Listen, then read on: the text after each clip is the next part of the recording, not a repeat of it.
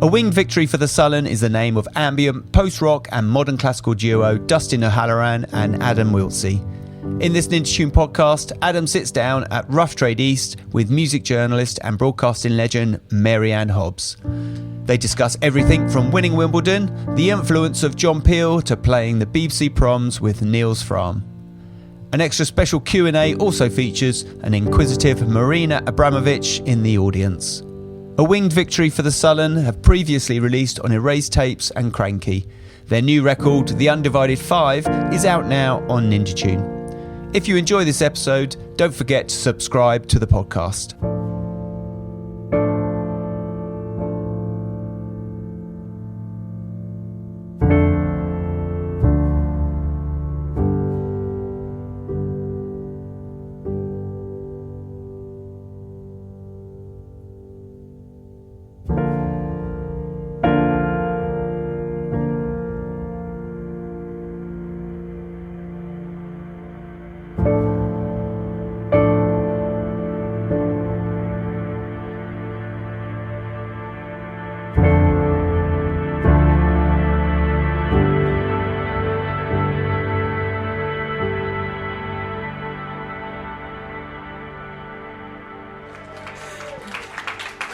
Hi, good evening. Thank you so much for coming to be with us tonight. This is my friend Adam Wiltsey from A Winged Victory for the Sullen. Adam, it's so nice to see you. Hi, Marianne.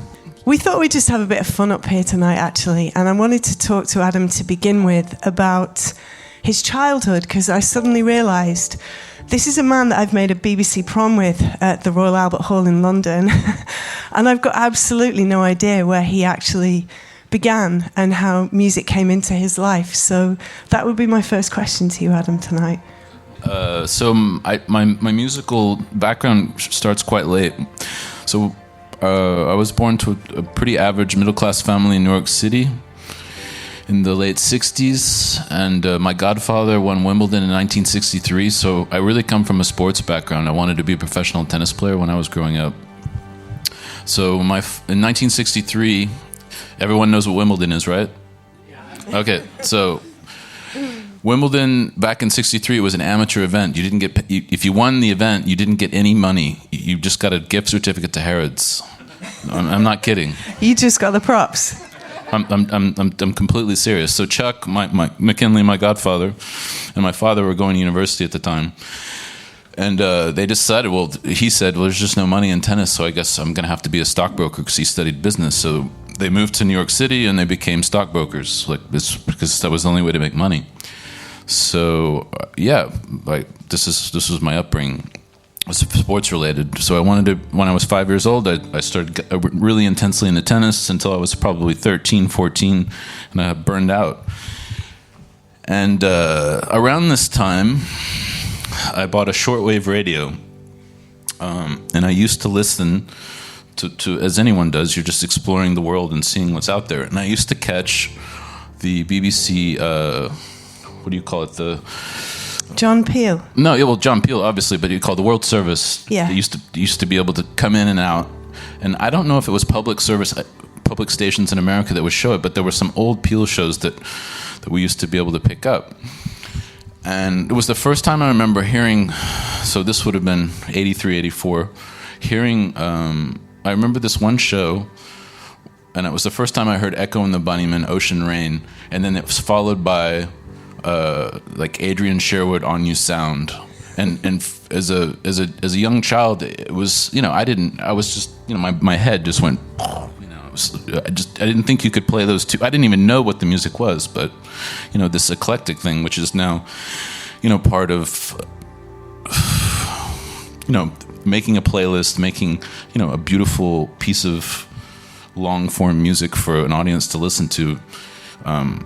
It was really a monumental moment in my childhood. So things changed there, and I slowly, it took a long time, but I got into making music, and that's kind of how it started. Because this is also connected, as we're on a cycle of just, we have a new record out, and every time you put out a new record at this point in history, most magazines, more so than wanting to interview you, they want you to make a playlist. And I find this extremely difficult. It's painful. I don't know how you do it, honestly. How so? Just that there's an ocean of sound out there, and you It's just can't possibly make the I decisions. always struggle with the first song and the last song. It just gives me night sweats. I can't do it. Those are the two most important. Just so For me, you know. for me. No pressure, you know. No, but I'm not trying to blow smoke up your butt, but I think it's really, really difficult. I mean, for me, I find making an album much easier than making a playlist. Seriously. I mean, I find it more stressful for me.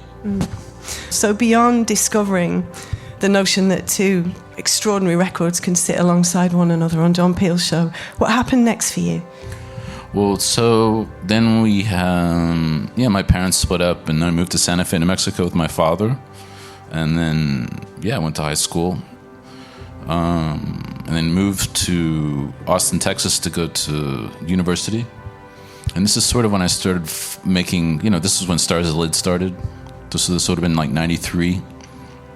And also around this time, I'm going to talk about John Peel again, just because around this time I didn't have my shortwave radio anymore. And I had sort of learned how to run sound. So I used to run sound for bands.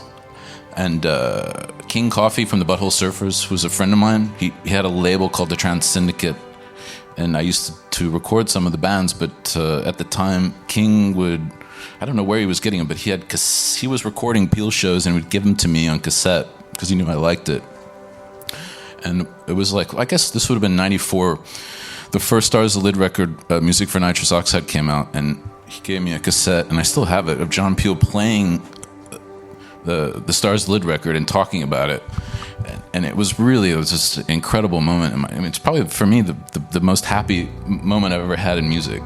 Just think, wow, John Peel is playing my record. It just blew me away. I couldn't believe it. So he, So again, a lot of my sort of musical upbringing comes back to England. So, and that happened, and then here I am. Bingo. It is really interesting with John Peel. I worked with him for 10 years at Radio 1, and I guess what he taught me was that there's an entire rainforest of sound out there, and I guess the point of discovering music isn't that you're always going to love everything that you hear, but the notion that it's out there, the notion that this kind of music is actually being made is just as valuable, really. And I think what's kind of really interesting about Peel's show is that you never listened to it expecting to love every song. In fact, you knew that you'd probably find a lot of it really jarring and difficult. But a couple of weeks later, those were the tracks that would be your favourites, I think, probably, wouldn't they? Yeah, but I mean, I think it taught me a little bit of a patience to listen to things you wouldn't think you normally would like, because I never liked reggae. I thought I didn't, but I think I developed an ability to enjoy reggae through John Peel. Just because it would just be on, and you couldn't. This was back in the day where you couldn't fast forward it. Just you're listening to the radio. This is what you must do. So it's it's definitely, it was a school. It was a university of learning how to listen to things, I think, for me. Yeah.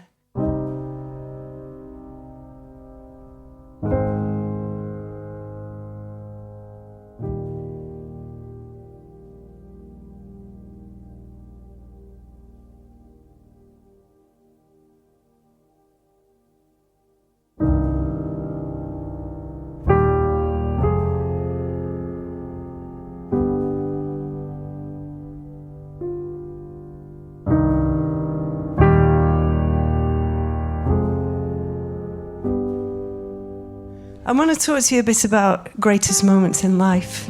As you've mentioned that Peel's play was one of them. I think a lot of artists would say the same thing.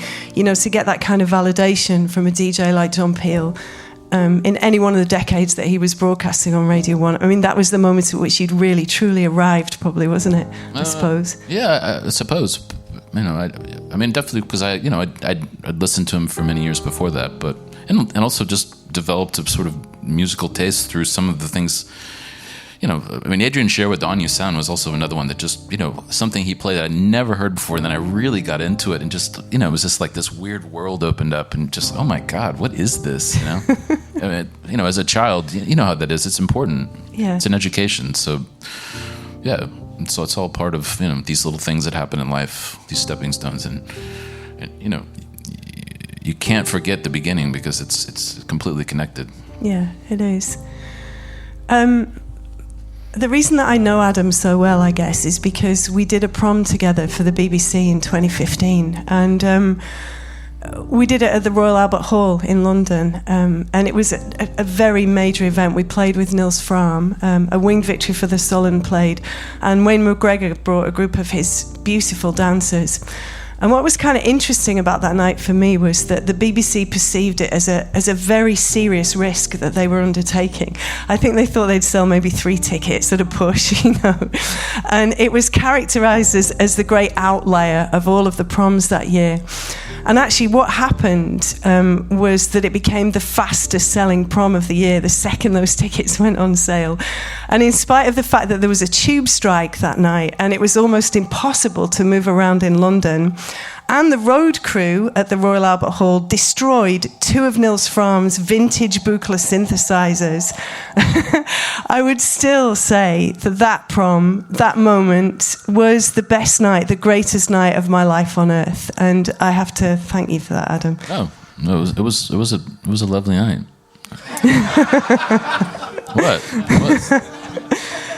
We had a great time. I mean, you go into shows sometimes and you're playing, this epic venue. I mean, Royal Albert Hall is. I remember watching, these YouTube videos recently of like Led Zeppelin playing there in like 1970. It's just like this iconic venue, beyond iconic. It's just right. I mean, how do you describe that place? You think, wow, I have to play in this venue. It's too much. But for some reason our sound works really good in the venue. Obviously, it was made for classical music, way back in the day. So it was definitely one of the best sounding shows we ever had. So I don't know if it's luck, a little bit of both, but I mean, it was a lovely evening. Yeah, I do remember all the stress leading up to it. I mean, they were really giving you a lot of grief about it. Yeah, that's my job though, to shoulder that, I guess, isn't it? But BBC life. Yeah.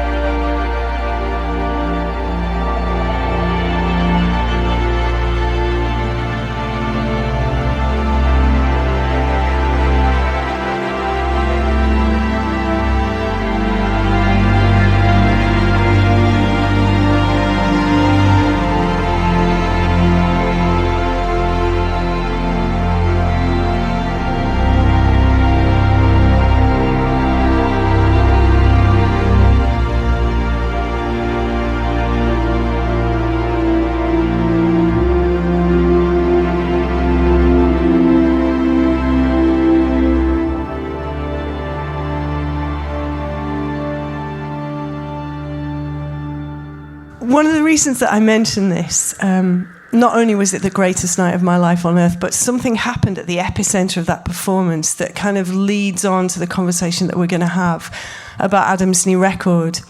And what I wanted to try to do at the prom, because we only had 45 minutes, and obviously, as you know, that's kind of like a track and a half maybe for one of the artists concerned. They had to truncate their sets into a much smaller space so that we could deliver this prom on television.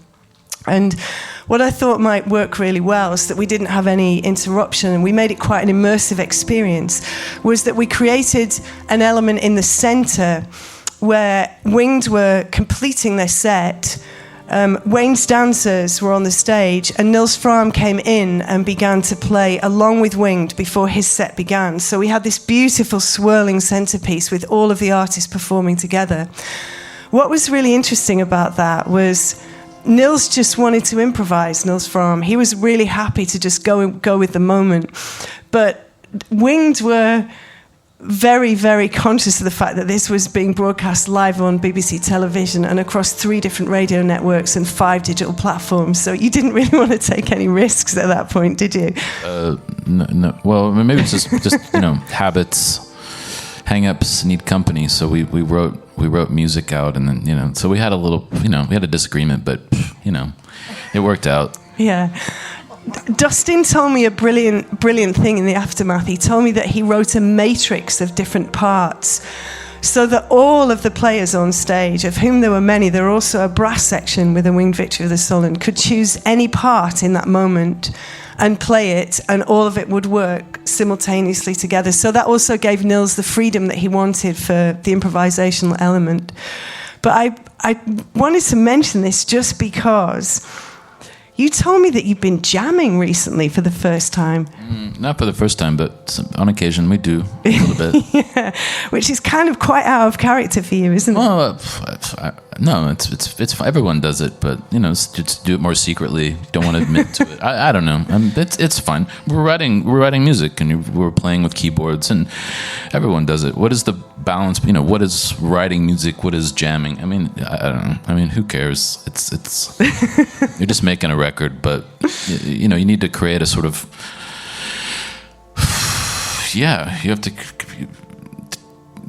you have to sort of tell a narrative and explain what you're doing. And it's just all part, making a record. It seems like before, when you used to make records, you could make a record and just release it, and you didn't really have to talk about it so much. But at this point in history, it seems like you have to endlessly come up with a sort of. I'm not trying to be negative. I'm just being realistic. I know people are going to paint me as a pessimist, but I'm a realist. It's different. It's just a thing that it's happening in modern music. So there's a lot of that goes on emotionally and physically. It's like 1 year of your life. Think about it. Think about all the things that happened in the past year. To make and complete a record in a year, it's really difficult. To make a record that you feel that you can let go into the world and it's going to exist there forever. It causes sleepless nights. So there's a lot that goes into it, and so there was some jamming going on with some vintage keyboards, and I think we came up with a couple things. It's not really fair to me to say whether it was good or not. This is not the duty of the artist. That's the duty of the listener. So in the end, I hope it. I think it worked out. Yeah.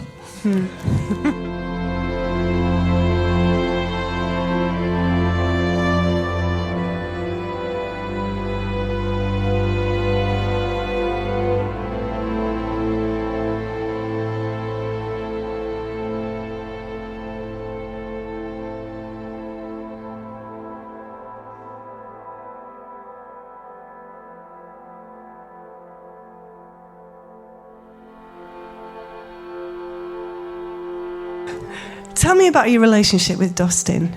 So Dustin and I met some years ago. I used to play with a band called Sparkle Horse, some of you may know. And we were on tour in 2007 in Italy. And I had already been friends with this our engineer that's recorded all of our records. His name is Francesco Donadello. He's from Bologna. Well, not from Bologna. He's actually from Padua, which is it's in Italy, in northern Italy. And he was living in Bologna and had a studio at the time, and I invited him to the show. And I gave him a +1, and he brought Dustin to the show. And backstage after the show, I caught Dustin. He was drinking my whiskey. And then, and here I am. We got to be friends. It was the first American friend I made in Europe. I'd been living here since '99. And we became friends, and it's kind of funny. You think about these moments in life where, if Francesco had not brought Dustin to the, we never would have. I wouldn't have. Well, maybe we would have met through Stars of the Lid or something, because you liked that. But you think about how different, these moments in life. If Frank didn't bring Dustin to that show, we never, we wouldn't be, we would never have made this music. It's super. Sometimes I think about that. That freaks me out a little bit. It's such a. It's really interesting to see the way that the two of you move, though, because you're so busy all the time, aren't you, with 1,000 different soundtrack projects and various different other artists that you work with, and your own musical projects that are separate to A Winged Victory. And yet there's something, I don't know, for me must feel really powerful that draws you back together, and you think, okay, it's time. Yeah, maybe. But, I mean, I don't know. I mean, everyone's busy, but we definitely have emotional connection when it comes to making music, and that's what you want. It's just really that simple, Besides the friendship, which is deep, and I love him to death, but we just really have a good time making music together, and it's a real pleasure. We're lucky to have each other, that's for sure. Because the collaboration, sometimes you could never do this by yourself. You need those two parts, It's yeah. Again, I feel very lucky to have him in my life.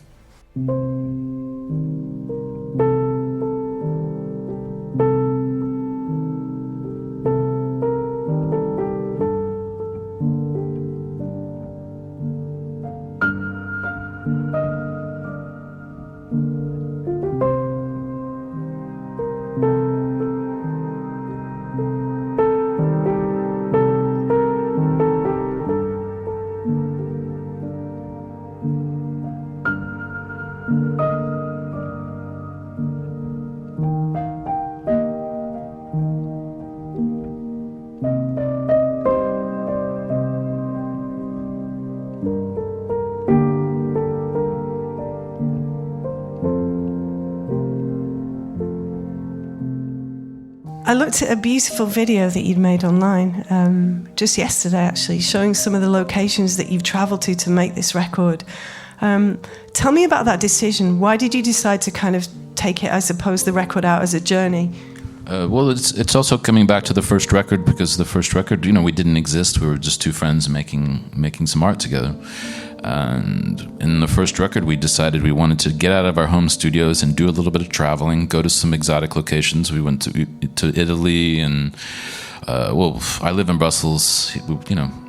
I don't know how exotic that sounds, but it's a great place to come. And we did Berlin, and we did Iceland and Budapest, where we recorded all the strings. So it's everyone knows the importance of traveling. The importance of, who doesn't love travel? It makes everyone feel good. And it's like, this translates exactly into the music. Traveling, it's just inspiring. You go to a new place and it opens your mind up. So it's completely natural. So we continue that tradition. That's just something we love doing together. Yeah.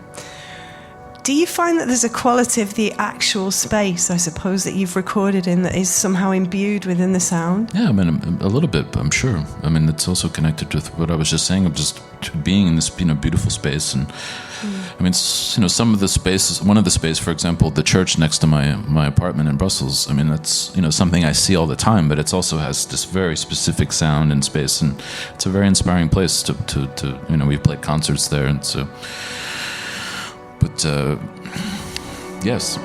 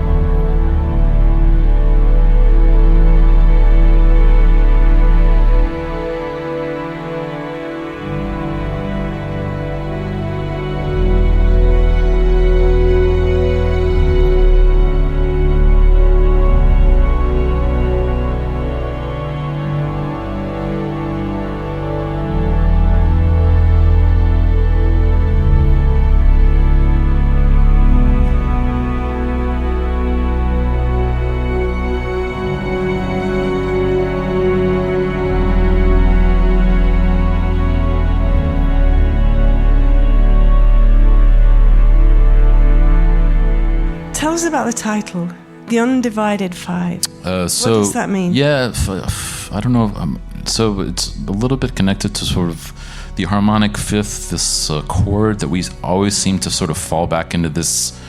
We all have habits and these sort of these things that we artistically create. We fall into sort of patterns, not necessarily negative patterns. It's just like these things that just come naturally out of us. And we notice that we're always going to this chord, this harmonic fifth chord. And then we were looking. I went to this this gallery opening in New York with Hilma af Klint. She was a Swedish, she's basically was Kandinsky before Kandinsky, and I for some reason I just never saw any of her artwork, and it just blew me away. It's just incredible stuff, and it really just reminded. We wanted to initially use the artwork for the record cover, but it's complicated to use dead people's artwork sometimes. So it really inspired this sort of. Anyway. Part of the story is she had this group of she was like a mystic from Sweden, and she had a group called the Five, and they were basically these 5 ladies that got together and would have these sort of seances and then paint, and it would sort of create these beautiful paintings that she made. And then it made me think about why are we going back to this chord? I mean, is there something? Okay, I'm not trying to get too spooky about it, but why? What is pushing? Intuition, things you're doing. Is it these forces in life that are accidental? I don't know. It's these unexplained thoughts of these emotions that come out of you and help you to create. And it's very much connected to these beautiful art, these beautiful paintings by this woman.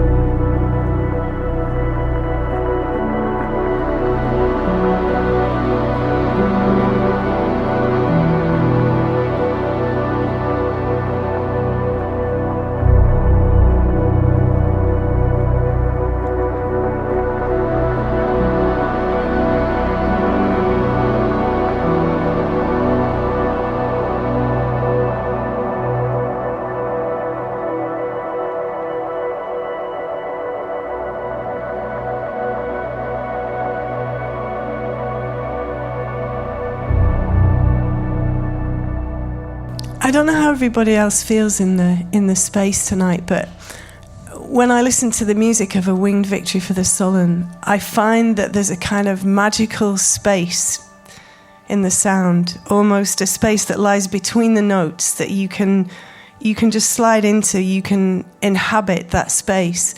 And I suppose it brings me a sense of peace, almost like unlike any other kind of peace that I would experience in the madness of 2019.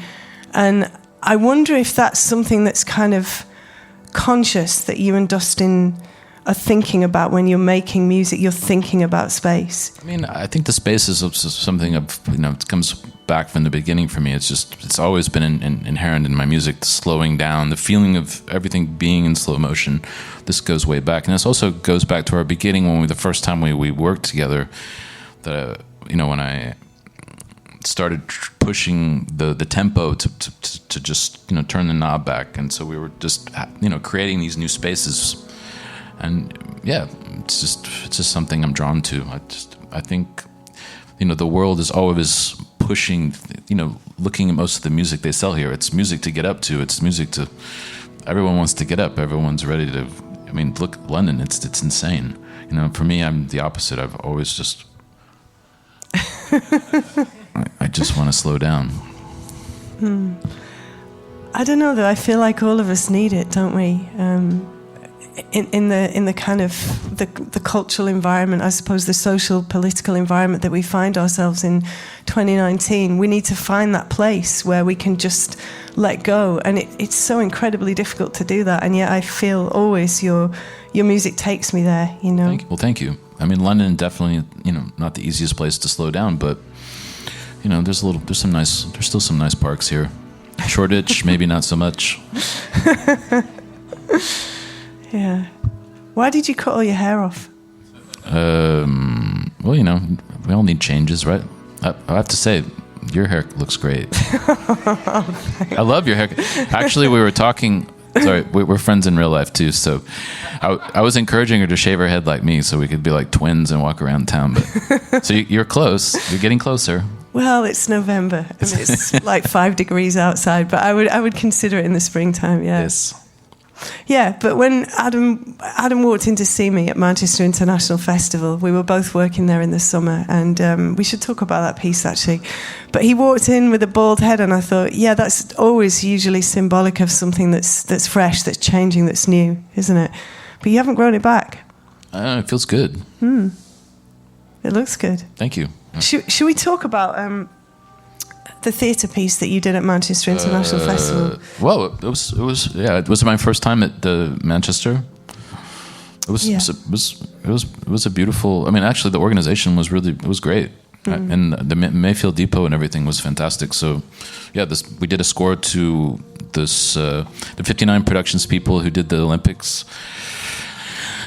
They did this theater piece about Calvino's Invisible Cities, and man, yeah, it was a thing. So it's going to come out next year. It was fun.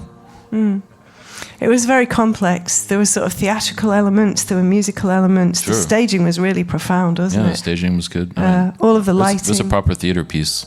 I don't know how you managed to put that together in such a short space of time, actually. I mean, a lot of it's to do with Leo Warner, the director of 59 Productions. You know, when you collaborate, if the concept of collaboration, if you have good collaborators, they bring people that they like their art, and you let them resonate. Let them don't micromanage them. Just let them bring the thing that drew you to them in the first place. Don't micromanage them. It never works. This is always the problem with when doing film scores. And Leo is so good at that. You know, he just had brought people that were talented, that he liked their art, and you know, it worked. You know, it's really not that complicated. Does anybody have a question that they would like to ask? When you choose, when you take these records out on the road to record, kind of how is it you choose these locations? Is it is there any criteria you look for? Is kind of Italy? Absolutely. I mean, they're very specific.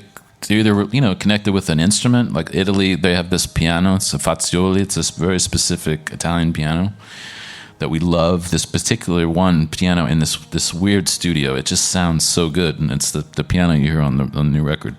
Budapest, they have this orchestra. They did a lot of the orchestra. They did actually probably most famous you would know for popular culture is Johan Johansson's Sicario was recorded there.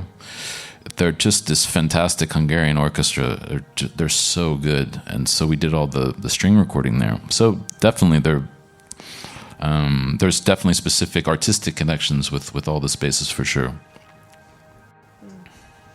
Cool. Anybody else have a question for Adam? So dark, I can't see. Scream at us. That's it's it. Fine. Hi, Marina. I want to ask something. How do you know if something is good or something is extraordinary? You don't. Okay, so I have a feeling, but I don't know about. I can't make the concept or the emotion you say is extraordinary. I have a feeling in my heart, my gut. I don't know what it is. That the thing I was just trying to explain. This feeling, this initial feeling of, okay, this is something I want to develop. I want to go somewhere with. But extraordinary. I've never been very good at looking at my art as in any sort of reverence, because I don't know. It's so difficult for me. I've never felt it was my job. I'm just trying to be creative, and then the rest you can't really control that. But if you start thinking of your art in those terms, how are you ever going to do anything extraordinary in the future? Because if you already think you've done something extraordinary, does that make any sense? No. I think what you're trying to say is that you're just driven by instinct, and instinct is the only thing you've got, really. Yeah, but I'm sorry I didn't answer your question. It was a really good question. Cool. Listen, thank you so much for being with us today. You've been a brilliant audience, and yeah, Adam Wiltsey, everybody.